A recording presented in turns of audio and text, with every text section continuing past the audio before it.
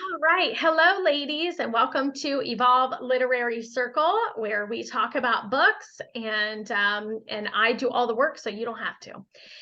So today we are going to be talking about goals. And again, like I told the ladies earlier, there's only so much you can talk about goals, right? We talk about goals all year and we talk about our quarterly goals and annual goals, but this is just going to be a nice refresher. And at the end of this video, and when I post it into the group, I'm going to put the SMART goals worksheet as well as this presentation in the link. So you'll be able to kind of check on that and check your own goals. So this one is by Brian Tracy. It's How to Get Everything You Want Faster Than You Thought Possible. And so the overview of the book is really shows you how to unleash the power of goal setting to help you get or become whatever you want, right? So we know when we set goals, sometimes we get there and sometimes we don't, right? But you're much more likely to shoot for the moon and land among the stars if you do have a goal than if you're just willy-nilly going about your business, right? We all know this to be true, right? Okay. Yes. All right. So it talks about being specific. So we know about SMART goals. We're going to cover that. Challenging yourself, thinking positively, preparing and adjusting your timelines on big goals. So we talked a little bit about that last week or the week before, where, we always talk about annual goals. But then by the time you get to like month 4 or 5, all hell's broken loose. Things have changed, you got like all kinds of different things going on. And so really adjusting timelines and being fluid in that is really important. So the main three, I don't know why it's doing that. Of course, on the first time I record. I'm not going to re-record, girls. We're just going to go with it. Okay. That's fine. So lessons that we're going to cover in this is one, the first step in transforming your life is to get your mindset right. Now, we know this to be true. Lots of books cover it. So we're going to do an overview there. Set deadlines, challenge yourself, and be specific. That's the SMART goals. And then dig deep in examining yourself and really what you want with these goals and why you want to achieve these goals. Okay, so we're not just setting goals because your upline told you to, or because your husband said that's what you need to bring in, or whatever, right? So really digging deep into yourself as to why you want to create these goals and have these and reach them. Okay, so lesson 1, let's get our mindset right. Now, we all know that this is vital to reaching your big dreams, is what goes in between your ears, right? I call it the itty bitty shitty committee. And so it could be one, right? It could be your best cheerleader. You can be your biggest cheerleader, or you can be a sabotager. So really looking at anything. So whether it's the device in your hands or the chair you're sitting in, it was a thought at one time.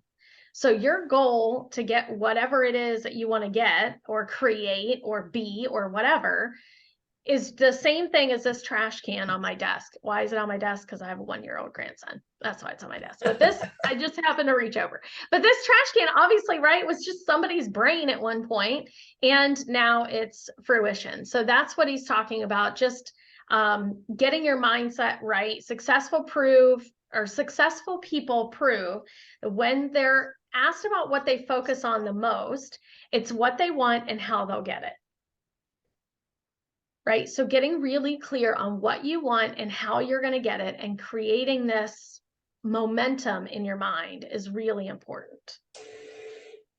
Okay, lesson number 2, this is where SMART goals come in, right? Now he's got a little bit of a difference on the last couple, but the first one is always to set specific goals. Okay, so like, if you just say, like, I want to get more, let's say Evolve, I want to get more members than I got last month. Okay, well, that's super vague. So like if we brought in 11 new members last month, so what is that, 12? Is it 15? What is it, right? What's the specific goal? You want it to be measurable. So if you want to make a certain amount of money, or just saying, I want to be rich, is not enough to get your mind programmed that this is where we're headed, right? What does rich mean anyway? It could mean 50,000 for somebody else on the call, and it could mean 1 million to someone else, right? So attach amounts to your goals. It could be bring in $1,000 a week. Maybe $1,000 a week is what you're going to shoot for. So whatever that is, time bound, add timelines. So last time we talked about quarterly goals instead of like always focusing on an annual goal. Break that down, right? And so we break them down into quarterly, into monthly, into weekly, and daily activities that we need to do. So I love this part. There's no such thing as an unrealistic goal, just unrealistic timelines for accomplishing them. I thought that was good. So make it challenging. Good goals get you outside of your comfort zone, right? One of my favorite quotes is "Life begins outside your comfort zone" by Neil Diamond Walsh. And it's so true.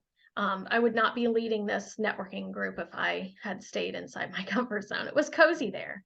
It was cozy. I miss it sometimes. Anyways, you want to get into that growth zone, right? So you want to be in harmony with other goals. You can't run a marathon and start a new company at the same time and do both really well, right? So if your goals aren't aligned, one of them is probably going to fail, or you're not going to get as far as you wanted to get with that goal, right? And number 6 is he says have one overarching goal. Like one goal that is such a BHAG, big, hairy, audacious goal that has such a big impact on your life, right? So find out what that is and then prioritize those activities above all the others. Okay, so like for instance, I want to welcome 20 new members a month. So 1 month out of last year, I hit that close. We hit that close as a team, but we want to be more consistent in that, right? So we want to welcome 20 new members a month.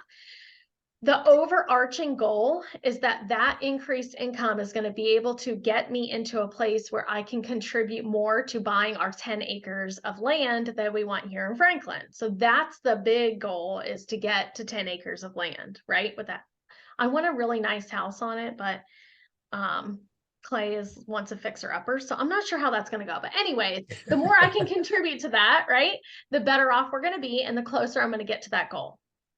So, okay, so those are kind of his 6 SMART goal measurements.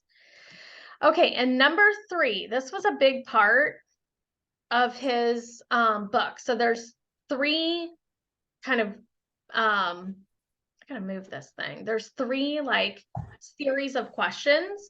So he talks about soul searching, right? And we're going to spend a little bit more time here, but the soul searching is really like, do you really want that goal to become a reality? Because I can tell you, a couple of years ago, I did not have back office stuff really. I felt really discombobulated with it. I wasn't, I'd create something and I'm not sure what folder it's in. It's everywhere. So yes, I wanted to onboard and bring in new members, but then it was like I was blocking myself, right? Because I wasn't really ready and I had stuff everywhere, whatever. So do you really want your goal to become a reality? And have you taken steps to make that possible? Do you believe that you deserve to reach your goals? How many times have we set a goal and we're like, oh, I don't really, it's money, or we have a money mindset or something, right? That kind of stops you from doing those things, growing into that. Where are you right now to get a good starting point? So he says, for example, if you need to lose 20 pounds, but the scale says you're actually 30 pounds from your ideal weight, you might struggle from the start with that mindset, right? So are you at the right now, at a point right now, I missed a word, to get a good starting point. Okay. And so just thinking about those goals and what you've got written down, do you really believe that you deserve it? Do you really have those steps in place?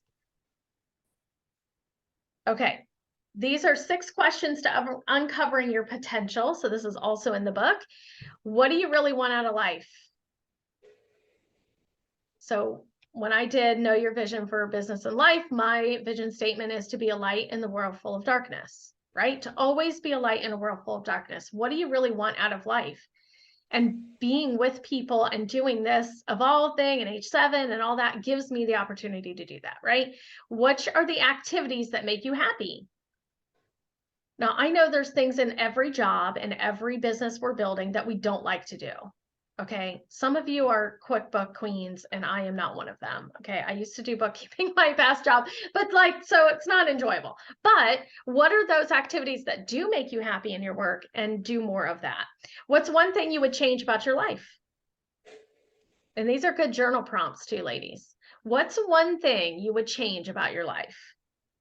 Are you a positive or negative person? For the majority, we can all fall into both sides, but in the majority, are you a positive or more of a negative person? Which things are you prepared to sacrifice to achieve your goals? Because sacrifices are going to have to be made, right?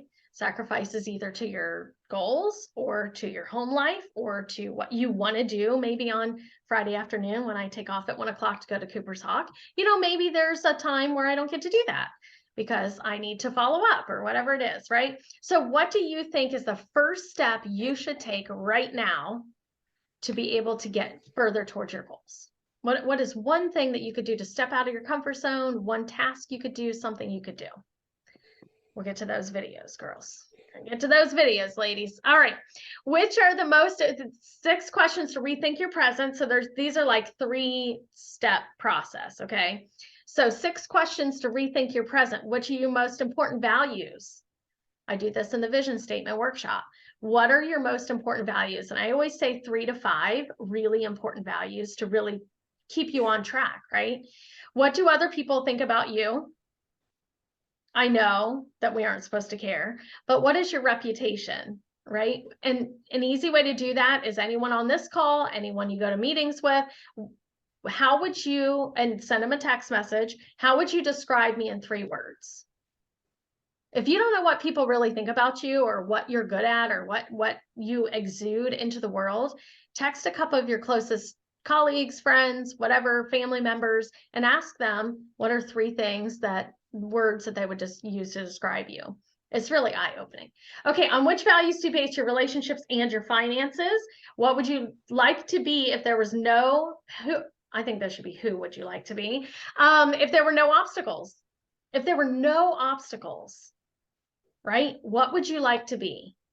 Who would you like to be? Write yourself a eulogy. I've seen this several times in several different books. Is there anything wrong with it? If you passed away right now and you had to write your eulogy, what would it say? And if there's holes in that, what can you do about it?